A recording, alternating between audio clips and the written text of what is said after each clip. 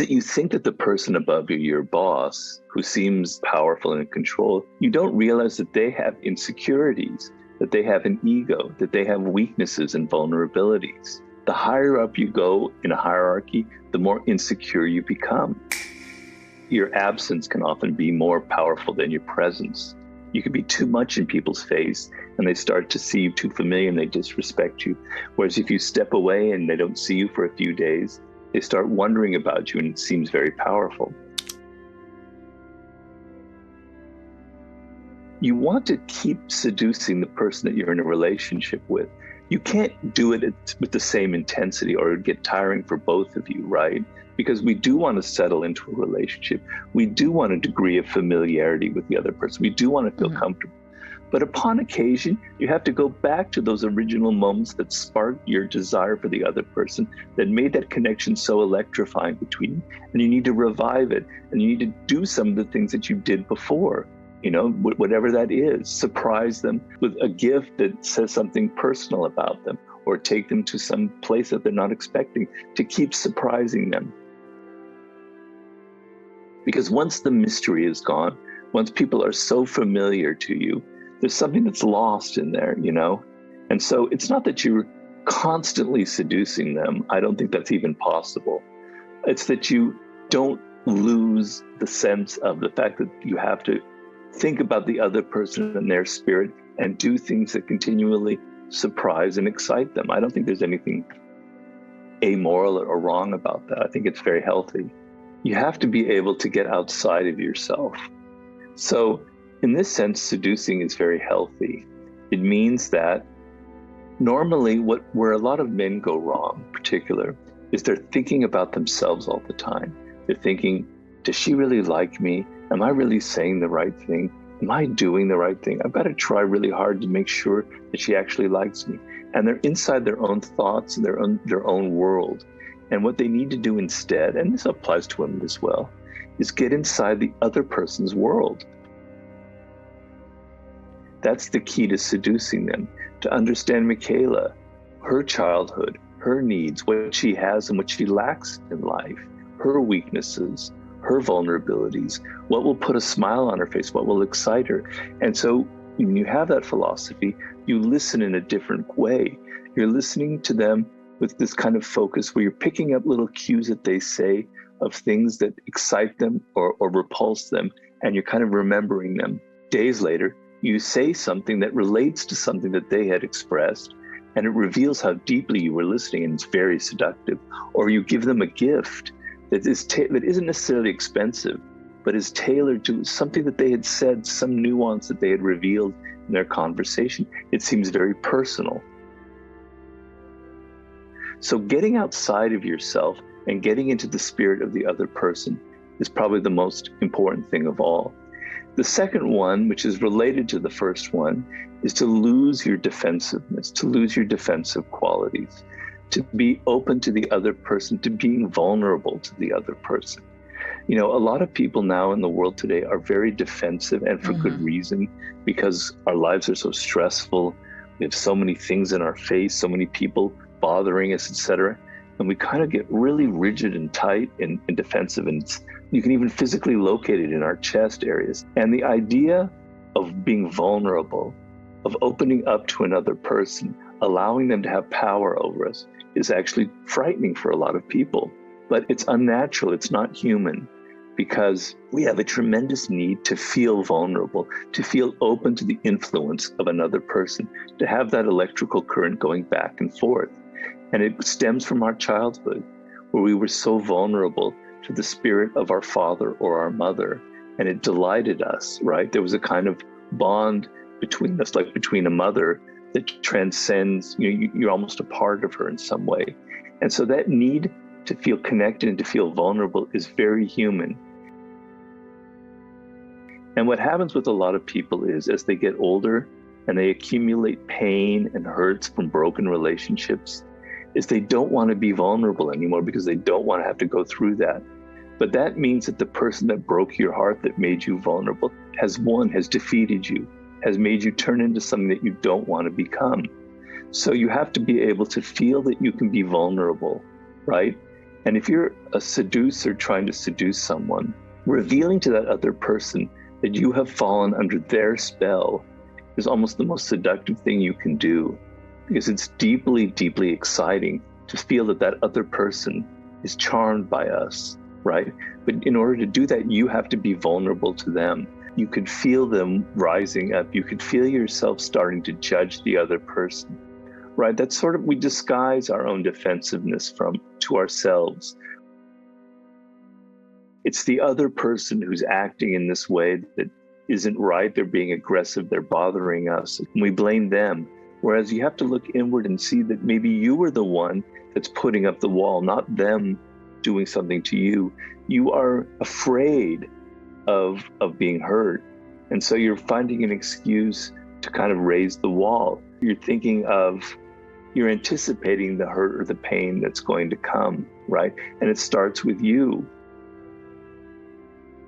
Being aware of the fact that you are probably, if you look at how you judge other people, that's a sure sign of your defensiveness. Now, sometimes you're right in your judgments and you need to be somewhat defensive because there are scary people in the world. There are toxic narcissists, for instance. There are people who are very aggressive and dangerous.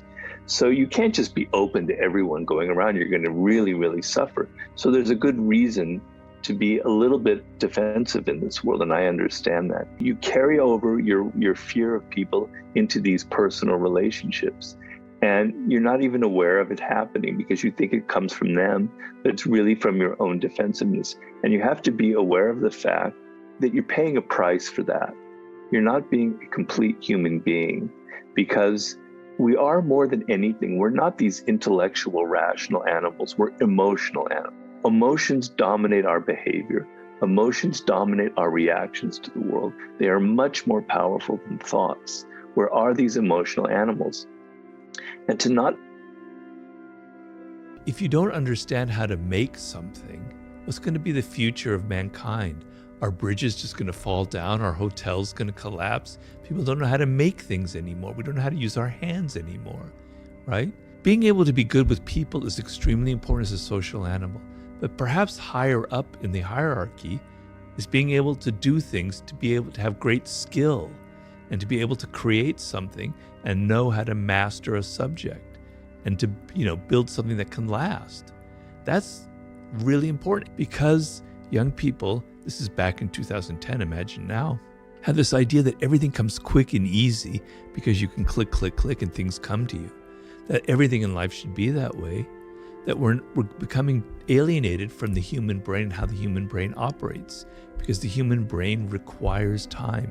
If you know how the human brain operates, we have what are called neural pathways.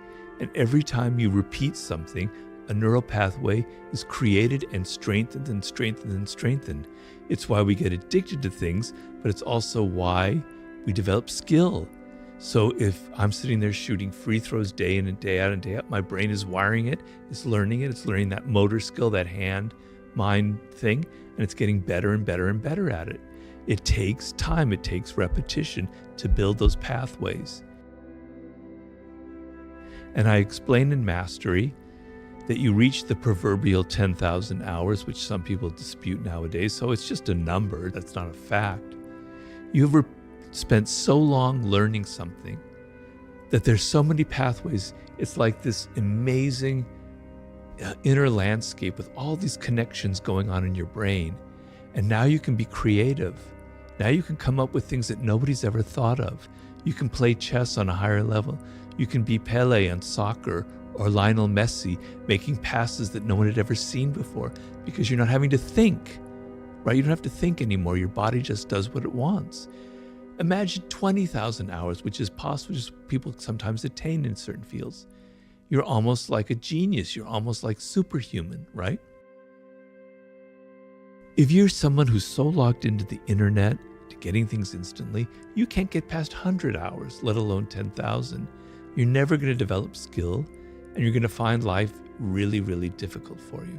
So I wrote the book because I was actually deeply worried that we were losing a part of how the human brain operates, something elemental part of our wisdom. If you think about it, passion, to succeed at anything requires time and effort and boredom and tedium. So let's just say a simple example. You're learning to play the piano. When you first sit down at the piano, you have to play these really insipid tunes. It's so boring. You have to learn finger exercises and scales. On any instrument, you have to learn scales. It's tedious, man. If you think it's got to be passion, forget it. You're never going to get far. The thrill comes after a year of playing the piano, and you get better at it, better and better. And now it starts becoming fun. Then 10 years, it's more fun. Then 20 years, it's fantastic, you know? I'm not trying to name drop here, but the other night I had dinner with Stevie Wonder. It was the most amazing thing I ever seen. He's absolutely, I wish I had interviewed him for my book. Speaking of genius, you know, and he's blind, obviously, everybody knows. But I was watching him, he performed for us, a group of friends at his recording studio. I was watching him play the piano, and he's blind, right? And he's improvising.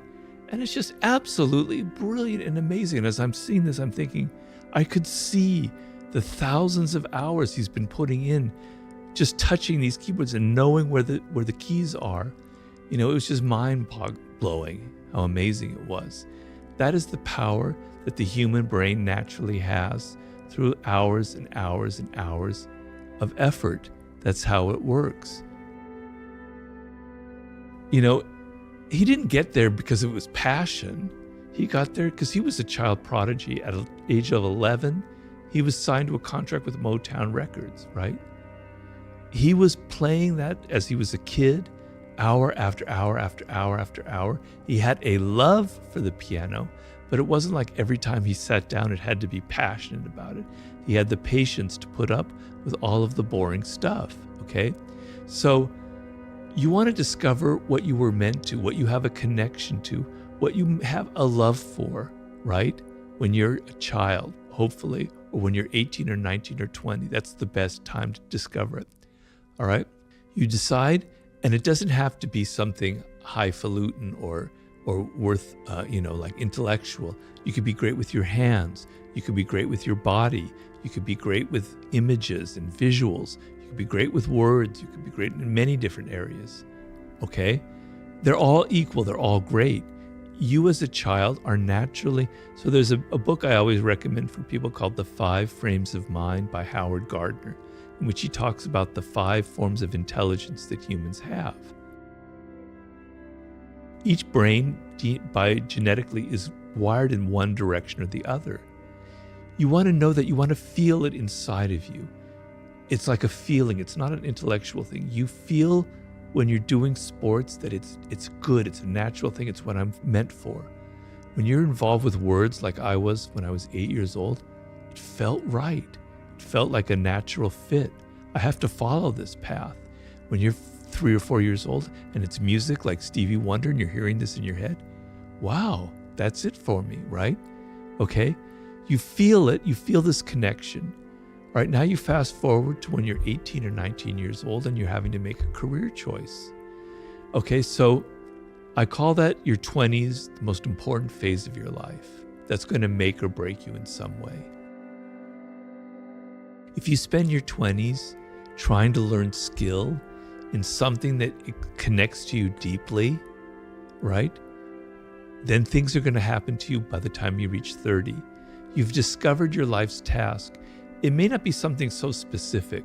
For me, it was writing and words, but I didn't know what to write. I tried novels, I tried journalism, I tried theater, I tried screenwriting. But you know it gives you a direction, and you try and you try and try, and you know that's what you were meant for, that's what you were destined for. You feel connected to it, you feel a love for it, and so when it comes time to do the tedious stuff, you're able to do it because you know in the end it'll pay rewards, you'll get better and better at it, and the connection is so deep that to not do it would be miserable. You can't think of everything in life having to be pleasurable and having to be passionate. There's going to be boredom, there's going to be tedium. How do I deal with it? You have to feel a greater love than just mere pleasure or passion. It's got to be something so deep within you that to not do it will make you deeply unhappy. A lot of people, when they're 23, they grab the job with the biggest paycheck, and that's a mistake Because if you go to like a large firm, you're kind of lost. You don't have as much responsibility. You suddenly have to deal with all the political games, the 48 laws of power. You're not paying attention. You're not developing skills as much. You don't have as much responsibility. Take the job that has one half the salary, but you're responsible. You're going to be learning, and it's up to you. That's the most important thing you can do when you're at that point in your life.